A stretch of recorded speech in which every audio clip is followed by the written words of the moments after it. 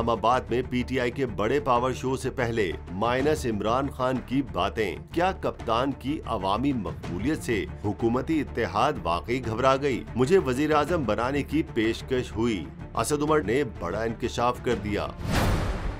Social media पर जारी एक इंटरव्यू में बोले, तहरीक अदम एतमाद से पहले कप्तान को माइनस करने की बात छेड़ी गई। मजीद कहा, तहरीक इंसाफ से 3 नाम भी मांगे गए। उन्होंने मुझे इशारा किया कि जरा पहले इधर आके हमारी पास, तो उन्होंने ये एक ब्रिलियंट आइडिया दिया कि ये आइडिया है कि इमरान खान के अलावा और 3 नाम पेश कर दिए जाएं और वो 3 नामों में से एक नाम हम आपका भी देंगे। मैंने कहा तुम्हारा दिमाग खराब हो गया, इमरान खान के बगैर तहरीक इंसाफ है क्या? पीटीआई रहनुमा का कहना था कि साबिक वजीर आजम आजाद इदारों पर यकीन रखते हैं, कप्तान इदारों पर गैर जानिबदार लोग लगाने के हक में हैं। अपना बंदा लगाने की रविश होती तो आज सूरत हाल ऐसी ना होती। फ्रेश मैंडेट आई भी, जो भी हुकूमत हो वो अपॉइंट करे। जो भी ये समझता है ना कि वो फौज का आर्मी चीफ अगर अपॉइंट करेगा तो फिर वो उसके फायदे के अंदर होगा, तो उसने पाकिस्तान की तारीख ही नहीं देखी। असद उमर ने मजीद कहा, 17 जुलाई के बाद नाअहल हुकूमत हिल कर रह गई। हम 14 अगस्त से पहले नई हिकमत अमली का ऐलान करेंगे। चाहते हैं असेंबलियां एक साथ तहलील कर दी जाएं। जब उन्होंने अनाउंस कर दिया है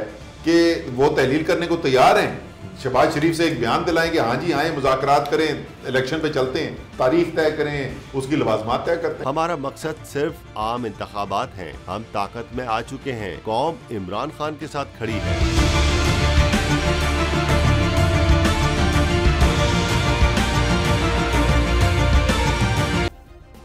सब्सक्राइब करें और बेल दबाएं ताकि कोई खबर रह न जाए।